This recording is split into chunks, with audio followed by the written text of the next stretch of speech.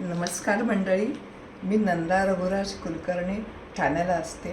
मी आपल्यासमोर एक आध्यात्मिक भारुड सादर करणार आहे, जे मी स्वतःच रचलेलं आहे, स्वरचित आहे. तुम्हाला आवडेल. मला पंढरी जायाचं बाई, मला पंढरी जायाचं बाई, मला पंढरी जायाचं बाई, मला पंढरी जायाचं बाई, मला पंढरी जायाचं बाई, मला पंढरी जायाचं बाई, मला पंढरी जायाचं बाई. हो, अगं कवाच्यानं म्हणतीयस पंढरी जायाचं जायाचं, पण कधी जायचं हाय ते तर सांगशील का? अरे दम की सांगते ना, ऐक. आषाढीच्या वारीला, आषाढीच्या वारीला जाईन म्हणते पंढरीला, जाईन म्हणते पंढरीला. आता करावी लागल घाई, मला पंढरी जायाचं बाई, मला पंढरी जायाचं बाई, मला पंढरी जायाचं बाई, मला पंढरी जायाचं बाई, मला पंढरी जायाचं बाई. हो, अगं होय, पंढरीला जायचं म्हणतीस, तिथं जाऊन काय करणार आहेस ग? जरा सांगशील का? धोमकी जरा सारं सांगते तुला.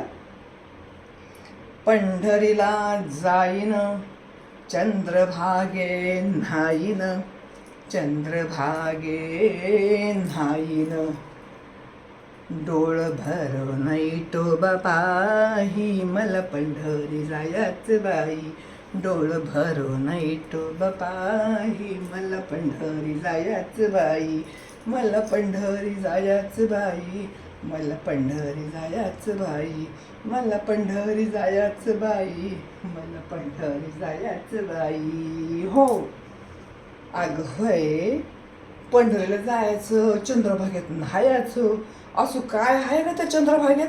खडूळ पाणी नुसतं. अहो, त्याला खडूळ पाणी म्हणतोस तू? अगं चंद्रभागा लईच निर्मळ हाय. दम सांगते. चंद्रभागा तीर, चंद्रभागा तीर आहे पावन फार, आहे पावन फार. त्यानं काय होणार आहे ग?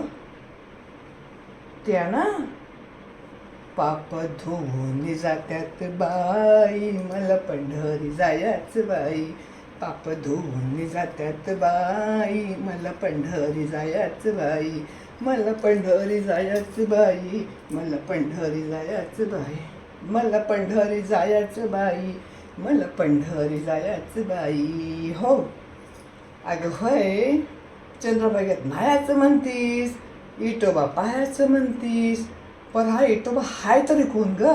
जरा मला सांग बरं. अरे देवा, तुला इटोबा माहिती नाही? कसं करू तुला मी आता? मी बी ऐकलंय, नुसतंच ऐकलंय, पण आता प्रत्यक्ष जाऊन बघणार आहे. तिकडंच निघाले बघ, मी त्याच्यासाठी निघाले. सांगते, ऐक. ब्रह्मांडाचा नायक आला, ब्रह्मांडाचा नायक आला, आणि वैकुंठ सोडून पंढरी ठेला, भक्तासाठी धावल बाई, मला पंढरी जायाचं बाई, मला पंढरी जायाचं बाई, मला पंढरी जायाचं बाई, मला पंढरी जायाचं बाई, मला पंढरी जायाचं बाई, मला पंढरी जायाचं बाई, मला पंढरी जायाचं बाई, मला पंढरी जायाचं बाई, मला पंढरी जायाचं बाई. हो,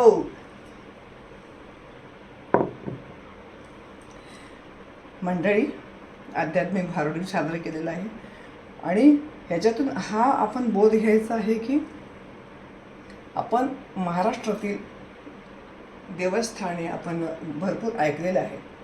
तीर्थक्षेत्र, नद्या, महाराष्ट्रामध्ये आपल्या पावन नद्या आहेत, पवित्र नद्या आहेत, आणि त्याचा लाभ आपण घेतला पाहिजे. आपण फक्त ऐकतो आणि सोडून देतो, पण प्रत्यक्ष जाऊन जर आपण पाहिलं तर त्याचा आनंद काही कित्येक गुणे जास्त असू शकतो, असतोच, किंबहुना तो असतोच.